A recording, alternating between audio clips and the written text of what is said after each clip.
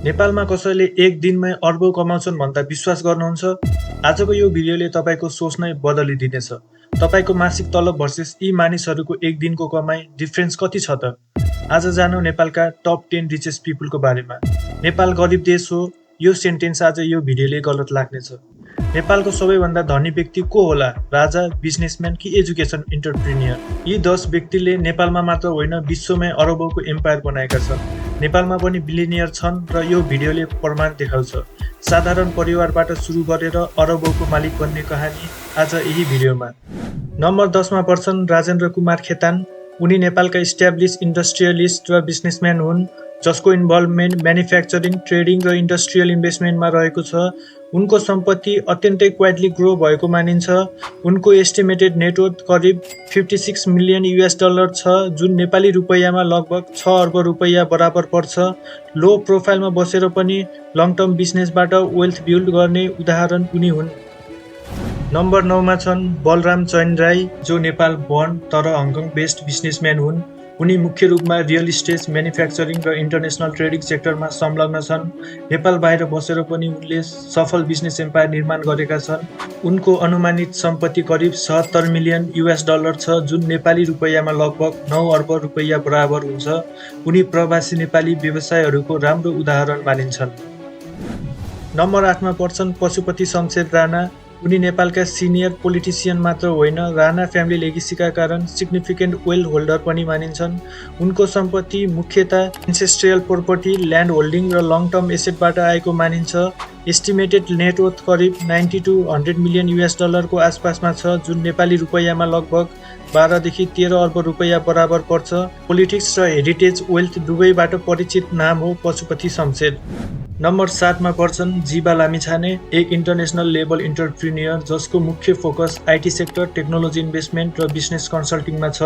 उनी विदेशमा बसेर पनि नेपाली समुदायसँग गहिरो सम्बन्ध राख्ने व्यवसायीका रूपमा पनि चिनिन्छन्। उनको अनुमानित सम्पत्ति करिब 100 मिलियन US डलरको आसपास छ, जुन नेपाली रुपैयाँमा करिब 13 अर्ब रुपैयाँ बराबर पर्छ। आधुनिक प्रविधिबाट वेल्थ बिल्ड गर्न सकिन्छ भन्ने कुरा उनले प्रमाणित गरेका छन्। नम्बर 6 मा छन् आदित्य झा, जो क्यानाडा बेस्ड टेक्नोलोजी एन्टरप्रेन्योर हुन्। उनी IT सर्भिसेस मात्र होइन, एजुकेसन, स्पोर्ट्स र सोसल इनिसिएटिभ्समा पनि सक्रिय छन्। व्यवसायबाट कमाएको अनुभवलाई समाजमा फर्काउने सोच भएका एन्टरप्रेन्योरको रूपमा उनीको पहिचान छ।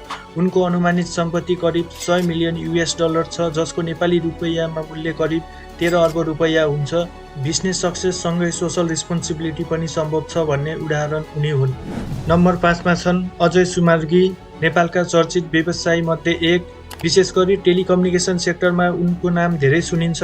टेलिकम जस्तो क्यापिटल इन्टेन्सिभ र रिस्क हेभी सेक्टरमा ठुलो इन्भेस्टमेन्ट गर्नु आफैमा चुनौतीपूर्ण हुन्छ। उनको अनुमानित सम्पत्ति करिब 200 मिलियन US डलरको आसपास छ, जुन नेपाली रुपैयाँमा करिब 26 अर्ब रुपैयाँ बराबर हुन्छ। निजी क्षेत्रबाट नेपालमा कनेक्टिभिटी विस्तार गर्न उनीको भूमिका उल्लेखनीय मानिन्छ। नम्बर 4 मा छन् Upendra Mahato, Russia based Nepali businessman. उनको business interest real estate, oil, trade, logistics र इन्टरनेसनल इन्भेस्टमेन्टमा फैलिएको छ। विदेशी भूभागमा बसेर यति ठुलो स्तरको व्यापार निर्माण गर्नु सजिलो कुरा होइन। उनको अनुमानित सम्पत्ति करिब 250 मिलियन US डलर छ, जुन नेपाली रुपैयाँमा झन्डै 33 अर्ब रुपैयाँ बराबर हुन्छ। उनी धेरै युवा उद्यमीहरूका लागि प्रेरणाका स्रोत बनेका छन्। नम्बर 3 मा पर्छिन् जमुना गुरुङ, जसलाई नेपालकी सबैभन्दा धनी महिला मानिन्छ। उनी अस्ट्रेलियामा रहेको मेलबर्न इन्स्टिट्युट अफ टेक्नोलोजीकी को-फाउन्डर हुन्। एजुकेसन सेक्टरबाट यति ठुलो वेल्थ निर्माण गर्नु दुर्लभ मानिन्छ।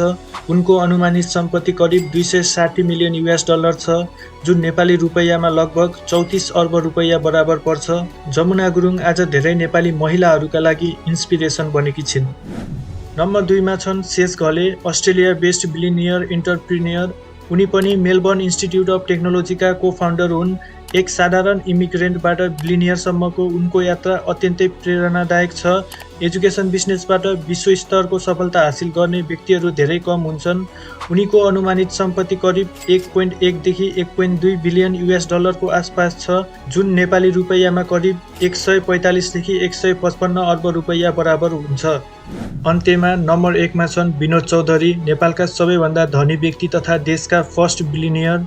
उनी सिजी कर्पोरेसन ग्लोबलका चेयरम्यान हुन्। वाइवाई नुडल्सबाट सुरु भएको उनको जर्नी आज hotels, banking, real estate, consumer goods र इन्टरनेसनल बिजनेससम्म फैलिएको छ। उनको अनुमानित सम्पत्ति करिब 1.7 देखि 2 बिलियन US डलरको आसपासमा छ, जुन नेपाली रुपैयाँमा झन्डै 225 देखि 260 अर्ब रुपैयाँ बराबर हुन्छ। विनोद चौधरी आज पनि नेपाललाई विश्वव्यापी व्यापार नक्सामा चिनाउने सबैभन्दा ठूलो नाम हुन्। यी थिए नेपालका टप 10 रिचेस्ट पिपुल।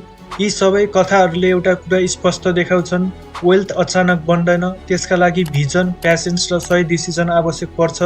तपाईलाई यी मध्ये सबैभन्दा इन्स्पिरेसनल व्यक्ति को लाग्यो कमेन्टमा लेख्न नबिर्सिनुहोस्। भिडियो मन परे लाइक, शेयर र सब्स्क्राइब गर्नुहोस्, किनकि यस्तै फ्याक्ट बेस्ड नेपाली कन्टेन्ट हामी निरन्तर ल्याइरहनेछौँ।